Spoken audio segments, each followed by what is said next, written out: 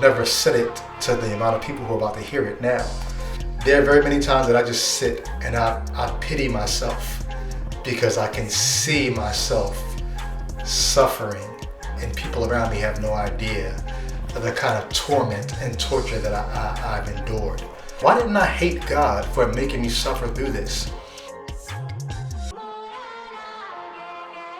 guess we can call this another episode of the Deconversion Files, as I just walk through my mindset of how I'm looking at life after faith. Today I'm going to talk about a part of my life that I've never really shared with very many people.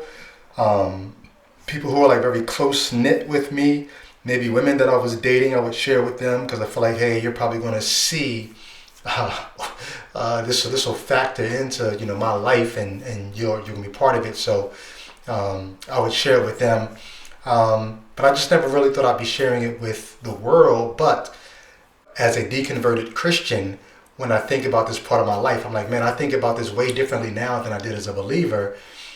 And I think it might be helpful for people if I share it. Even if not, I'm just sharing what was helpful for me. So this is going to be weird to talk about this. For the last 30 years, I've lived with this chronic pain that for most of those years, I didn't even know what it was, what to call it. And when I share this, those who know me are going to be like, wait, were you really? And the only way you would have ever known that I was dealing with this pain, and I'll just say one thing that people would be like, okay, I get that part of it. If you've ever wondered, like, damn, how come it seemed like Brady never exerts a lot of energy? Why is he always so chill? Why is he always so just, laid back? And I've never seen him argue. I've never seen him really hyper. Even when he raps, it's kind of really laid back. Why is that?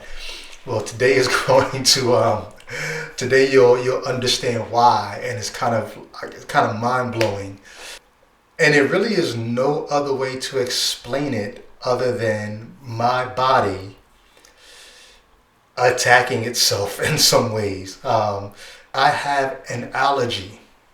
I'm allergic to my own sweat. So just think about what that might mean.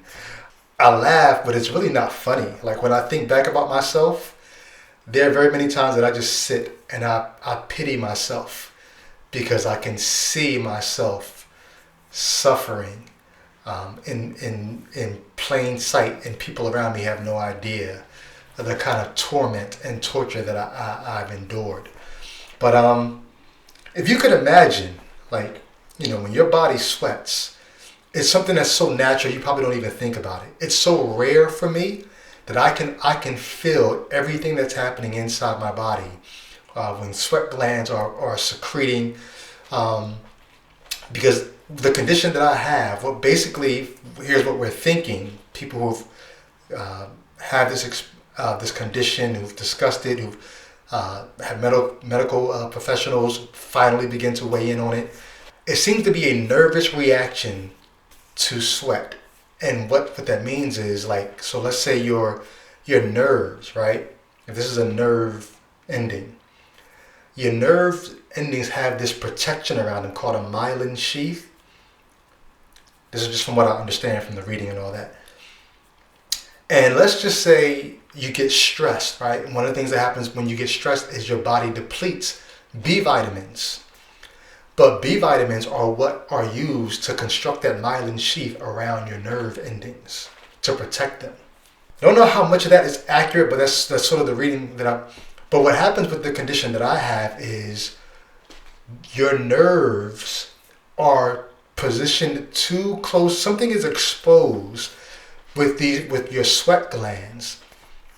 And when your body would naturally sweat, though that secretion of sweat touches those unsheathed nerve endings, and it sends this sharp signal to your brain.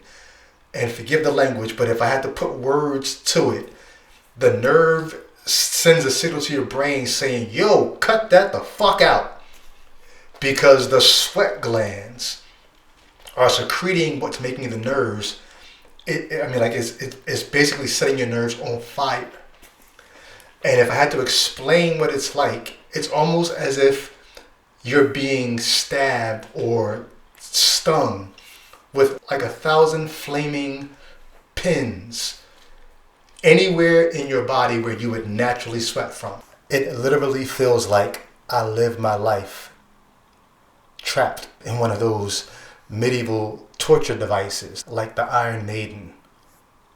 So think about that. Anywhere you would naturally sweat from, your body temperature rises, and that could be you're out in the sun, you're in a room where the heat is on. It could be something internal where your body temperature rises, like let's just say you get nervous or you're stressed or you're anxious or you're laughing too hard. Anytime your body temperature rises, your brain says, hey, cool off. Well, how does the body cool off? Well, you release the sweat to cool you down. But for people like me, you release that sweat hit that nerve ending, the nerve ending is fire to your brain. Shut it off, this is crazy. But not just like once, like, hey, stop it. It's almost like a feedback loop because your brain says to the body, sweat. The sweat tries to secrete. The sweat hits the nerve endings. The nerve ending sends the painful signal to your brain saying, shut that off. But your body temperature is still high. Matter of fact, it's probably raising even more now because now you're getting kind of stressed by the situation because you really need to cool off. So now your body temperature is rising even more and it's secreting more sweat and it's hitting those nerve endings and there's this loop. So it almost feels like this radiating, like it comes in waves of fiery thorns stabbing you everywhere you would possibly sweat. And if this seems like how the hell is that possible? Look up a condition. It's called chondroallergic urticaria. Chondroallergic urticaria. And you might have even heard of something like this. If you've ever heard of somebody suffering from heat hives, well, that is a form of this. And when I've heard heat hives, that sounds so like run-of-the-mill. This is nothing run-of-the-mill. This is something that I would not wish on my worst enemy. I remember thinking to myself as a teen, like people who I hated, and I'd say, would I wish it on him? It was so painful, I couldn't even wish it on my worst enemy. That's how bad it was. And it began to happen to me when I was around 13 years old. So I'm in high school, and I'm athletic, and I'm, playing sports with my friends and all that. And before I know it, I can't even really move without my body trying to cool down. But instead of cooling down, it's heating up. And I didn't realize until years later that when this was happening, my body was trying to sweat and I could never sweat. And when I think forward, even to the days of cross movement, when I'm traveling around the country, getting on stages, getting all energetic and bright lights shining down on us. And I remember there'd be days where we would get off the stage and everybody in the group is dripping with sweat. And I'm completely dry. And it's like, wait, weren't you just on stage with us jumping around? Yeah, why am I dry? Because here's what almost nobody knows. While we were on stage having, getting all excited and all that, I was being tortured. My body was torturing me. And the only reason I was able to do that for so long is because since I was 18, I had trained myself to never react to whatever I was feeling, feel it because I can't stop it. But I would just shut down and I would just sort of tense my entire body and just grin and bear it because, think about this, I'm just a teenager, I'm going through all this and I'm just like, I don't want people to look at me and see me as a freak. But if I did what I wanted to do in those moments when this was happening, I would throw myself on the floor and writhe around in pain, trying to soothe every part of my body that was basically stabbing me, where these nerve endings are reacting to my body trying to sweat. And I remember going to doctors and telling doctors, hey, like, is this normal? This is before the internet, right? So this is back in the 90s, like, there's no early 90s, there's no internet, there's no WebMD, And I'm asking my doctor, like, yo, like, what's happening? And doctors are looking at me like, well, I've never heard of that. I don't know what to tell you. And so I just remember as a teen, like I became very inactive, very much just, try to keep myself cool and try to keep myself from getting too hyper. But it was interesting because once I became a Christian and got a hold of the gospel, I did get hyper about this message and about telling other people. And I would find myself in debates, and I'm in debates with people, and I'm sitting there suffering, going through this. But what I'm passionate about at that moment was so important. I had to tell this person this, that even while my body is stabbing the shit out of me as I'm going through this, I'm like, this message is so much more important. I'm going to suffer through it to kind of convey this to this person. And that's how I got good at grinning and bearing it. And I remember back, anybody who knows me from the days of New Covenant, when I was a teen at New Covenant, we'd be on the choir, standing up there singing. And if it kicks off while I'm on the choir, if you watch back old videos, you might see me standing there and I'm just kind of like rubbing parts of my body.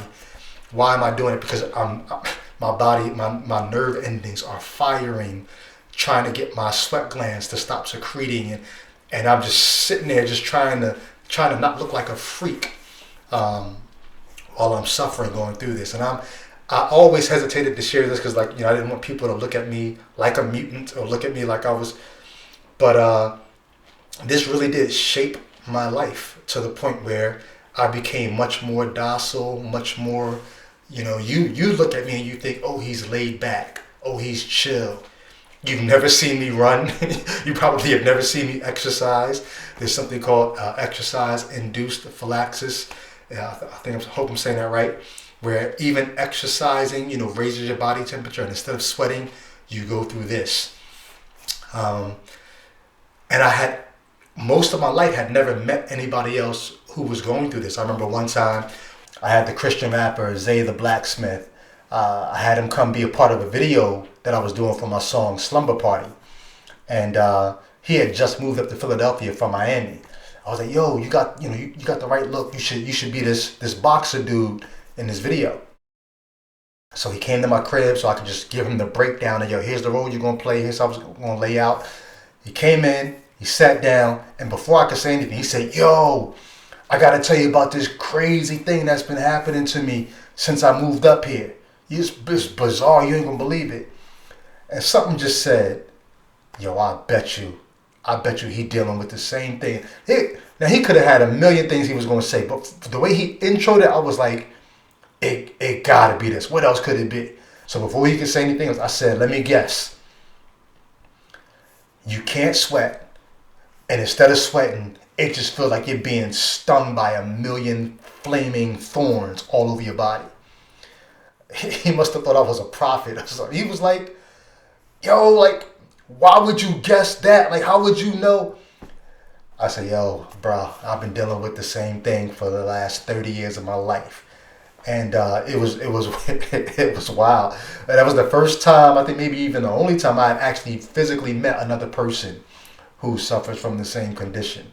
When the internet finally did get popping, it wasn't until like the mid-2000s when I actually went online and looked it up and found out, there's a whole community of people around the world who go through this, and they're talking about their experiences, and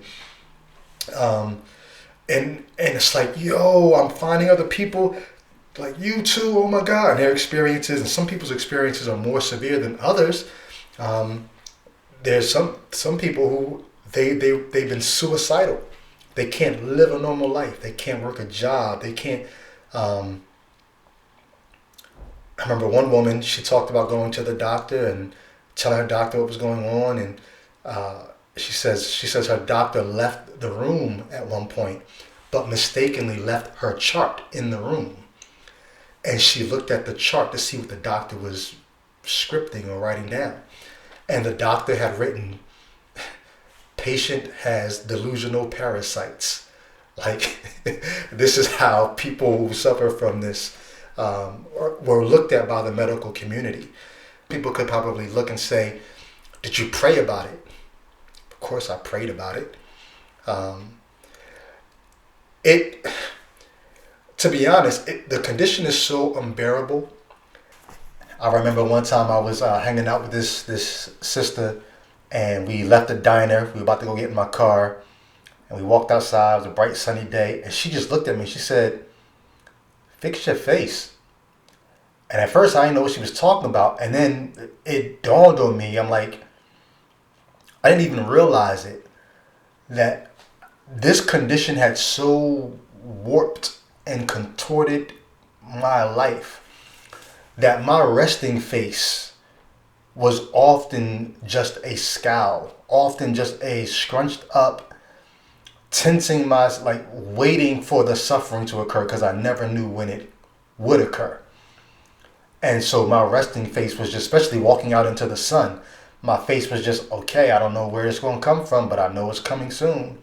And when she said, "Fix your face," I got mad at first. Like, what's wrong with my face? And then I said, oh, yeah, I'm prepping for the pain. Um, it's a crazy way to have lived. Like I said, sometimes I just look back at myself and pity me. And I'm not saying this because I want your pity. I'm just telling you, like, this is the kind of life, that I've lived for 30 plus years. There are probably people saying, that's why he left the faith. He was mad at God because God didn't da da da. Like, I would think now that I'm looking back, like, man, why didn't I hate God for making me suffer through this? Maybe one of the reasons why I didn't hate God is because I felt like God was the only hope I had. Like, if I was ever going to experience healing, I couldn't hate God. I needed God to help me. But why do I say that God made living with this chronic pain worse? As a non-Christian, I suffer from this condition so much less now because there's a way in which God, faith in God, and the God of the Bible specifically, made this condition much worse than it needed to be. Because in my most intense moments of suffering, I would find myself appealing to, or at least trying to appeal to God to understand what was happening to me, or why this was happening to me, or would help ever come. But when I had to think about the potential answers to those questions, my mind had to run through the Rolodex of all the possible ways this could be answered from a biblical perspective. And if you know anything about the Bible, you know the Bible says several different things about why a person could be suffering and what God could potentially be up to in the midst of that person's suffering. But having no clear answer from God or no clear indication which of those several things could be going on, all that did was add to the anguish of the moment of my pain. On average, there were about 8 different things that would come up in my mind as, here's why you might be going through this.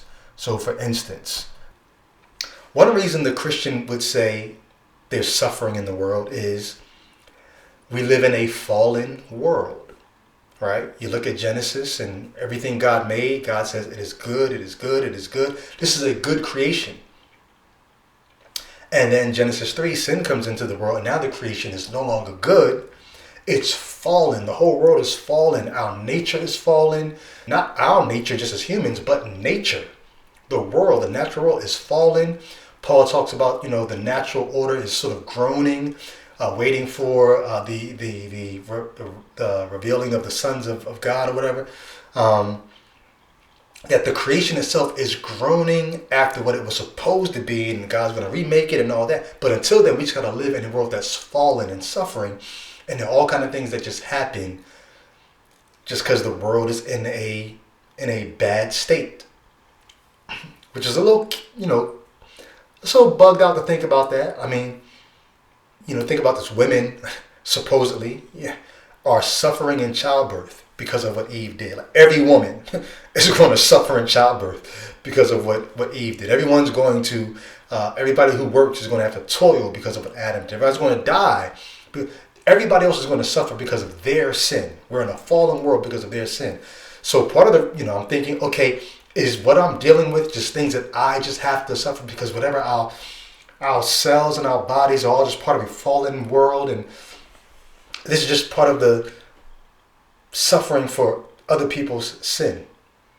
That could be what's going on, and I just kind of have to eat that. I just kind of have to live with that. But then it's not just that. It could be not their sin. It could be my own sin. I could be going through this because this is chastisement from God. He's chastising me for my own sins. The Lord chastens those whom He loves. This is discipline. And so maybe God is chastising me, and these thorns are, this is God spanking me. So now whenever I suffer, I've got to think back through my heart, my mind, my past, to try to figure out what I've done that may have offended a holy God so much that He'll put me through this. But maybe nobody sinned. The disciples supposedly asked Jesus, hey, who sinned, this man or his parents, that he was born blind? Jesus says, neither. It was done so that God could be glorified, and God's going to heal him. Maybe God's going to heal me, and God allowed me to go through this just so that there could be this testimony of how He came through and restored my body. Maybe that's what's going on here. So now I got to factor that into the mix. Is that what's going on? And now I just got to find out who this person who's going to heal me is. Having been raised in a Pentecostal church, of course, I'm always going forward to get prayed for, because maybe this is where the healing is going to come from. But of course, that never healed me. But that's still in my mind somewhere, that that's what could be going on here. Well, maybe it's not that. Maybe God is allowing me to go through this so that at some point I'll be able to comfort others with the comfort that I received. I'm like, okay, I guess that's, that's a good thing. Except I haven't received any comfort. But I guess if I ever get it, I can offer it to others and say, hey, they're there. I suffer too. I don't know how that relieves anyone other than just helps people realize you're not suffering alone. So you got to factor that into the mix now. And even when I met with Zay the blacksmith, and he suffered from the same thing, we didn't comfort each other. We just commiserated, like, yo, you too? Yep, you too? What you do? I don't know. What you do? No comfort, commiserating. But maybe it's more than that. Maybe Paul says, hey, he has a thorn in his flesh, and I'm literally feeling thorns, like a messenger from Satan sent to, he says, buffet him. And God allowed it, Paul says, because of the revelation that he received. So God had to find a way to keep Paul humble. So I'm like, man, maybe God's going to use me in such a great way that in order to keep me humble, He's got to give me this thing and this thorn in the flesh. That'll just keep me grounded.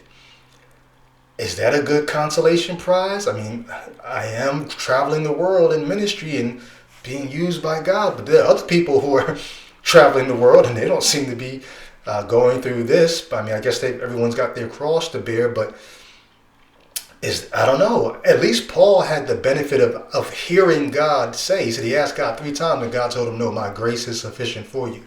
Can I at least get that? Can you confirm that that's what this is? Because maybe, even if the physical pain doesn't get cured, at least the mental anguish of wondering why the hell you would allow me to go through this, just give me that. Give me the word that this is something you're allowing to keep me humble. That'll help me out. That'll at least Paul got that. Give me that.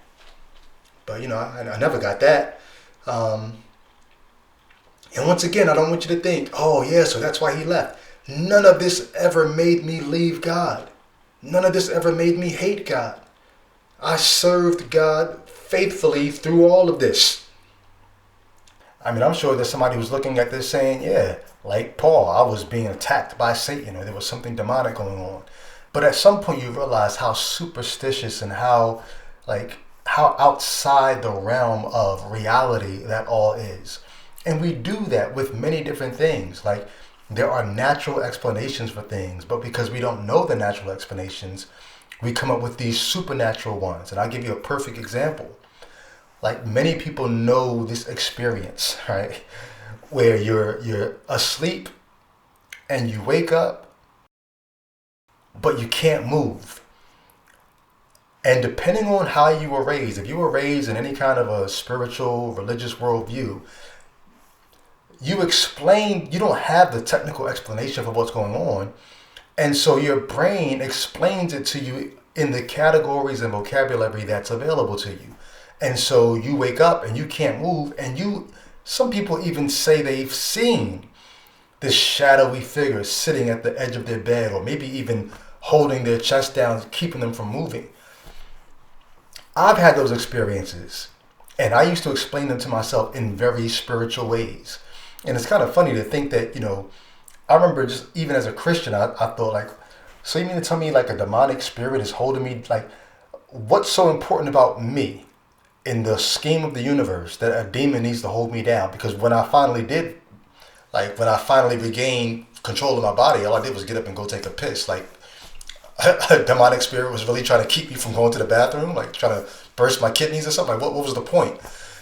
But of course, you do a little research and you realize like, oh wait, it's not some spiritual thing. It's a very natural thing. It's something called sleep paralysis. And in sleep paralysis, your brain regains consciousness. You wake up, but your body is still under the sway. Like when you sleep, your brain secretes this chemical that keeps you from like acting out your dreams too wildly. But if you wake up cognitively, but your body is still under the sway of that chemical, you feel like you're paralyzed. But what happens is you explain that experience to yourself with the vocabulary and in the categories that you have available to you. So if you were raised in a spiritual environment, you're going to explain that in spiritual terminology.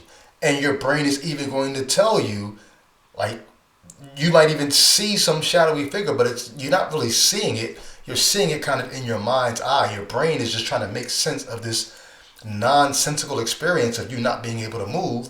And now you're positing this shadowy figure. And I know that people will say, but I saw it.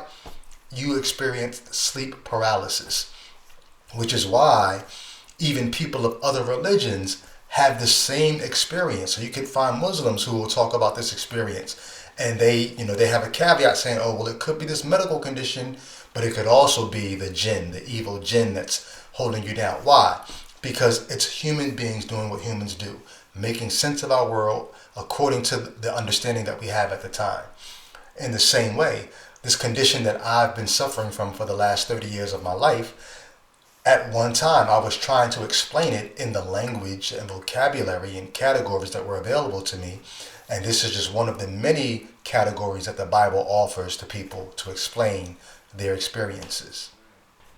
And then I started thinking about it. Well, there are other situations where Satan is involved and someone's suffering, and it's not necessarily a thorn to keep somebody humble.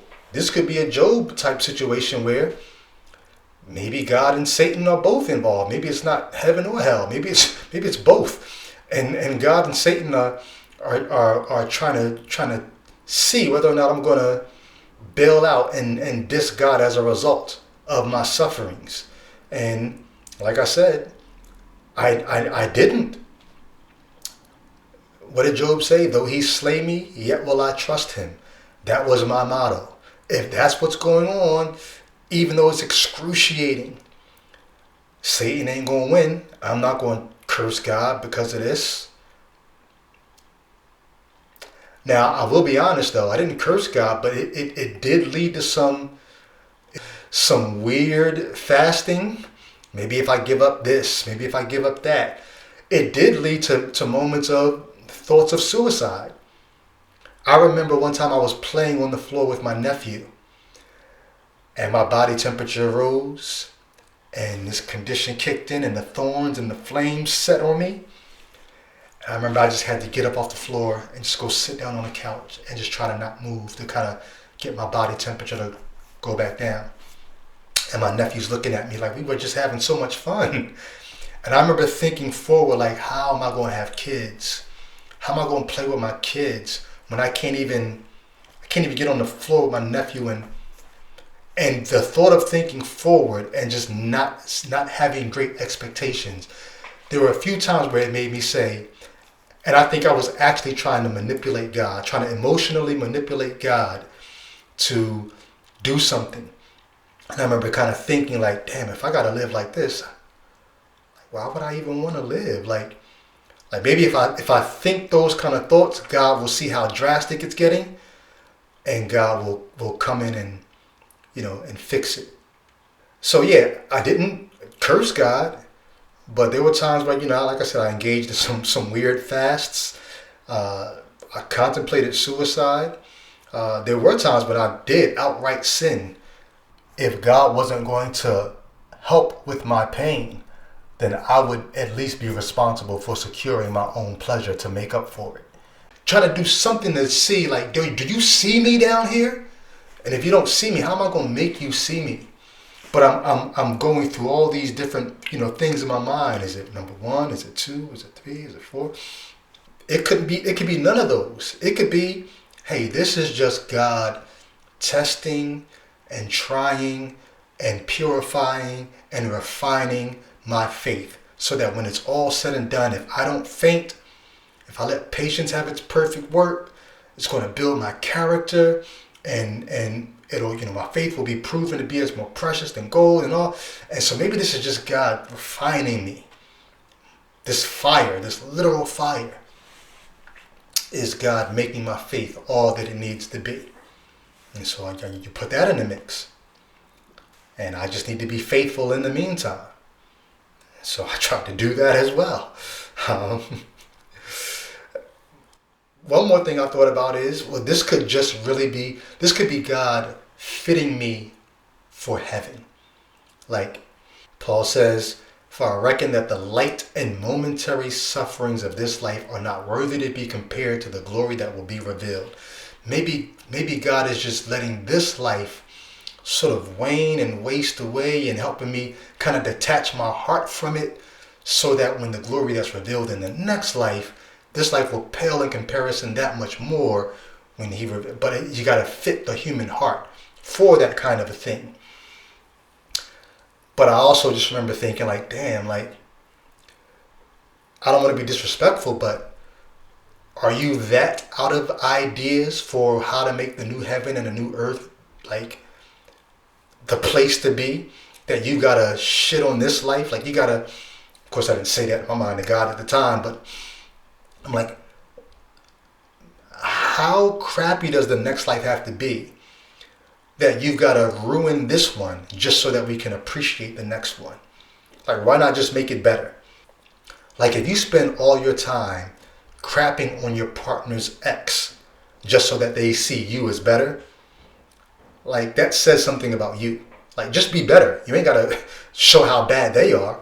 Like, why you got to make me suffer in this life just so when I get to the next one, I'm like, yay, finally. None of that. Just make it better. Like, if you can make it better, right? Just do that.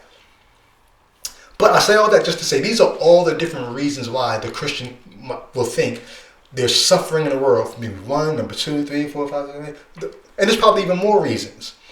But here's how it hurt me in my condition. I already told you. So there's this feedback loop of the mind. The body temperature rises. The brain says, hey, cool off. The secretion of sweat hits the nerve. The nerve tells the brain, yo, stop cooling off. That's killing us. And so you got that feedback loop.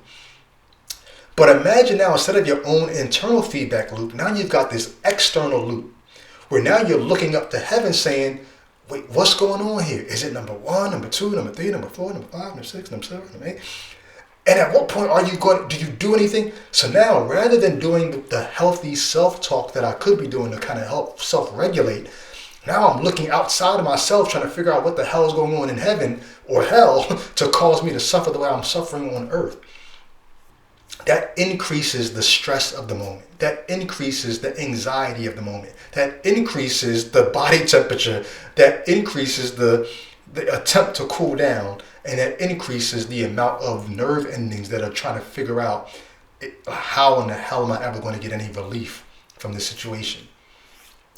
How do I know that that was problematic for me?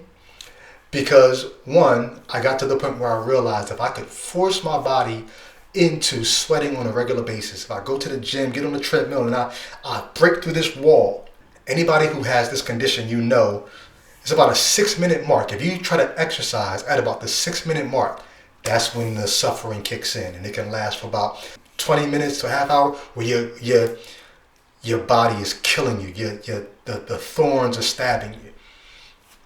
I realized if I can go to the gym and force myself to put up with that and break through that wall and break a sweat and then get my body used to sweating on a regular basis, some kind of way, I don't know if it deadens those nerve endings or what, some kind of way where the body gets used to it where now you can sweat without having to go through that. Which means now at least 2 or 3 times a week, I've got to be forcing myself to sweat. And if I do that, I live a normal life and I don't have any of the issues until I get out of the habit of sweating again. And then I got to start the process all over to break through that wall and get back in the habit of sweating. So I found that out about 5 or 6 years ago. But what I realized is once I stopped believing in a God, once I stopped thinking about a God and having to run my thoughts through the grid of a God and check in with a God and wait for a God to help and hope for a God, once I stopped all of that, whenever my body would try to rebel and this condition would try to kick in, because I didn't spend any time going to God for help, I was able to much more quickly tap into my own internal mechanisms to cool myself down. And I realized how much God had been, when I say God, I'm not talking about God as if I believe God exists. I realized how the concept of God had been in the way of me just getting in tune with my own self and doing some of the regulatory things I could do to bring my own self into alignment and bring my own body temperature down. And when I think about how much time, how much emotional energy, how much mental energy I wasted appealing to some external reality for relief, as opposed to just engaging my own internal mechanisms, whatever was available to me at the time, to deal with the issue that I was suffering from. We often tell this legend about the Bible, that it was written by 40 different authors, and the evangelical modern Christian tries to find this individual voice of the one God who's speaking through all of them, and you try to find the common theme and string it all together. But in actuality, you're not talking about 40 different authors. You're talking about an innumerable list of people who had their hands in what the Bible actually says. Sometimes you have multiple authors in one book of the Bible. We don't know who these people are. We don't know who's contributing. You might even have whole communities of people who are coming together to act as a single author, putting these ideas together. And sometimes they're challenging the ideas of earlier passages of scripture. They're correcting the theology, or they're doing things to offset what was said before.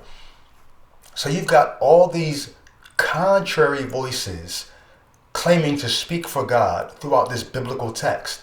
And then here I am in 2000 whatever, trying to work through this cacophony of voices to try to figure out where's the stream of consciousness from the one God who's speaking through all these different authors of the scriptures.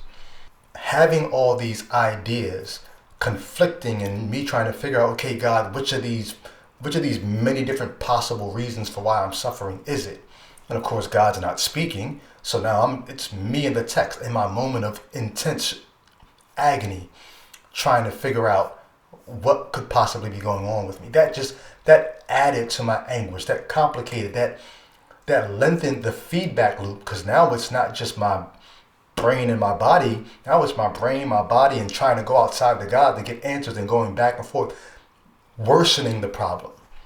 It wasn't until after I deconverted that I was able to look back and say, man, I noticed that I suffer a lot less.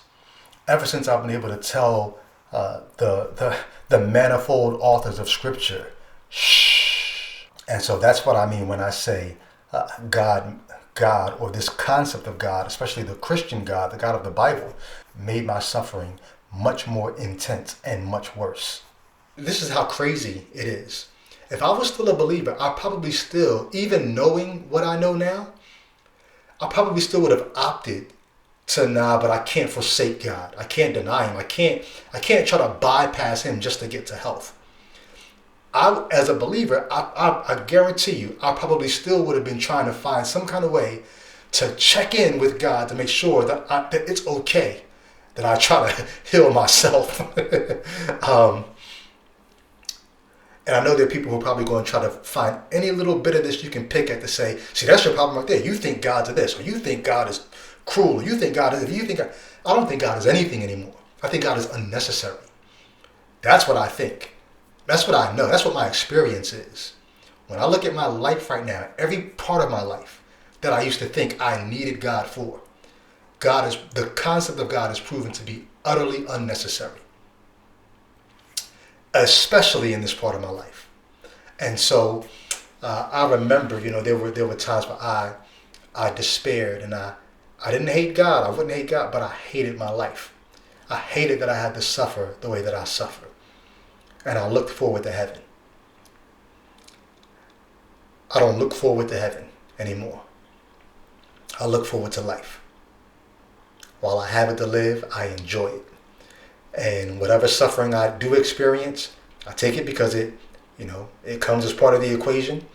But I no longer spend time trying to figure out why it's happening to me. It's not part of a fallen world. It's part of a rising world. It's part of a world that's figuring itself out. And that's what human beings are. That's what every other species of life is. It's the natural world figuring itself out. And I'm much more interested in that process for all it's worth than ever trying to employ some kind of superstitious religious understanding of why things are the way that they are. So I don't know if that's helpful to you. I know this is the help that I found, and I just wanted to share it. I'll check out the comments. Anybody out there who's suffering from the same condition or something similar, be interested to hear your stories and see the remedies that you found. This is life. We got to help each other through it. So I'm just sharing because hopefully I could help somebody else. Thanks for taking the time to listen. I'll see you in the comments.